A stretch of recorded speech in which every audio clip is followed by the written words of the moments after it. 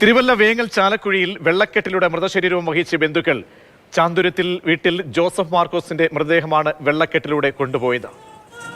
ദൃശ്യങ്ങളിലേക്ക്.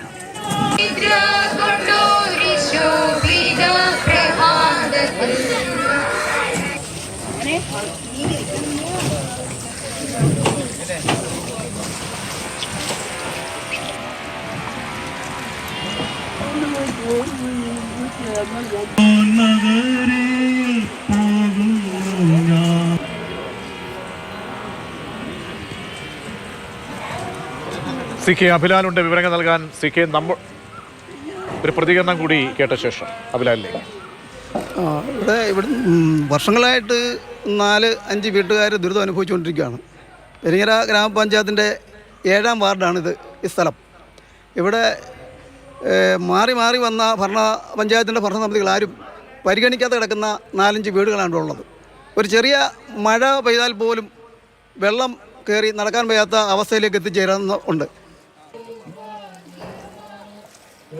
അഭിലാല്, നമ്മുടെ നാട്ടിൽ നിന്നുള്ള സംഭവം തന്നെയാണോ എന്ന് തോന്നിപ്പോവും. അത്രമേൽ ഉള്ള കഷ്ടപ്പാട് ആണ് വ്യക്തമാകുന്നത്. ഒരു മൃതദേഹവും പോലും വഹിച്ചുകൊണ്ട് ഉള്ള യാത്രയിലെ ആ ബുദ്ധിമുട്ടെന്ന് പറയുമ്പോൾ വലുതാണ്. ഇത് എത്ര നാൾ തുടങ്ങിയതാണ്? എന്താണ് പ്രതികരണം?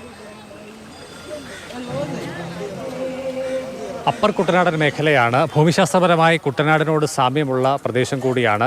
പെരിങ്ങര ഗ്രാമപഞ്ചായത്തിൻ്റെ 7ാം വാർഡിൽ ഉൾപ്പെടുന്ന വേങ്ങൽ കണ്ണാട് പാടശേഖരമാണ് ദൃശ്യങ്ങളിൽ ഉള്ളത്. ഈ ദൃശ്യങ്ങളിൽ കാണുന്നത് ആ പ്രദേശവാസിയായിട്ടുള്ള 80 വയസ്സ് പ്രായമുള്ള ജോസഫ് എന്ന ആളിൻ്റെ മൃതശരീരം വഹിച്ചുകൊണ്ട് ബന്ധുക്കൾ പള്ളിയിലേക്ക് പോകുന്ന കാഴ്ചയാണ്. ഇന്ന് രാവിലെ 11 മണിയോട് കൂടിയായിരുന്നു ഈ സംഭവം. പ്രായാധിക്യത്തെ തുടർന്ന് ജോസഫ് മാർക്കോസ് 2 ദിവസം മുൻപാണ് മരണമടഞ്ഞത്. തുടർന്ന് മൃതശരീരം തിരുവല്ലയിലെ ഒരു സ്വകാര്യ മെഡിക്കൽ കോളേജ് ആശുപത്രിയുടെ മോർച്ചറിയിൽ സൂക്ഷിച്ചു വരികയായിരുന്നു.